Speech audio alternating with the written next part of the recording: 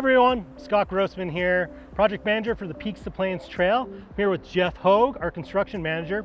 We're in the middle of our 3-mile Huntsman segment, here to give you an update of what's going on. Right behind me, you'll see a bridge abutment. This is going to be one of our 9 bridges spanning the creek, the highway, and side drainages. I'm pass it off to Jeff, and he's going to talk to us about how bridges are built. Thanks, boss. Hey, everybody, good to be back with you, giving you a construction update out here. Like Scott mentioned, this is one of our bridge abutments, and we are on the upstream side of the most eastern bridge in this trailhead parking lot area. As you can see, the creek is right below the bridge. This one in particular is going to be about 140 feet. It's being fabricated right now. It'll be dropped right onto this abutment, and then the rest of the concrete will be poured. The bridge abutment itself is built on a micropile, and micropiles we talked about in the last video are the anchors for the viaduct section. They're also the anchors for our bridge abutments. The casing, unlike the viaduct, there's one set of casing for the bridge abutments, and that's 9 inches in diameter. That goes 2 feet into bedrock, and the number 14 epoxy coated rebar goes another 8 feet beyond that for a total of 10 feet embedment in the bedrock. That's how the abutment is actually anchored to the ground. Now let's go check out how the bridge actually sits on the abutment. So as you can see, this flat surface here on the concrete is where the upstream side of the bridge will actually land, and these cans here are where it'll be anchored with anchor bolts.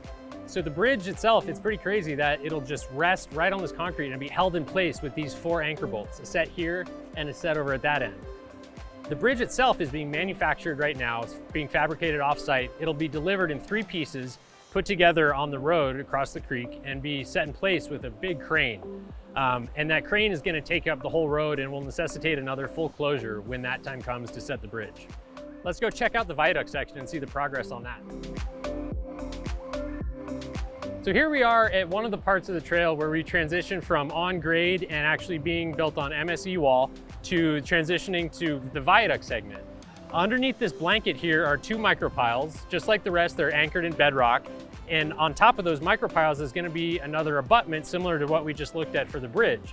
So the blanket that's covering up the micropiles is actually to keep the ground from freezing, and that's one of the ways that we can keep working throughout the winter by preventing, frozen ground so we can continue digging. And also you'll see some stockpiles around that have big tarps on them to keep the material from freezing. If you remember from last time, we were talking about the viaduct micropiles being drilled, and the next steps were to pour columns and caps. And now you can see that this section of viaduct, all the columns have been poured and the caps have been poured on top of those columns. The next step now on the viaduct segment is to precast slabs that are going to be done in the contractor's yard, and those slabs will actually span between each one of the rectangular caps you see, an average of about 36 feet.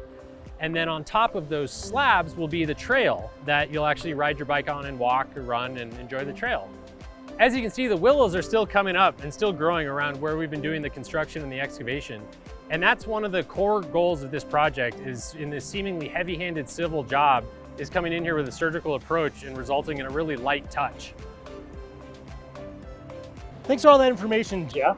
As you can see, everyone, this is how viaduct structure is built. This is how bridges and abutments are built. Really cool, awesome project going on here. So continue to tune in, check back in a couple of months for our next update, see how progress is going. And as always, be happy, be healthy, be safe. Thanks, everyone.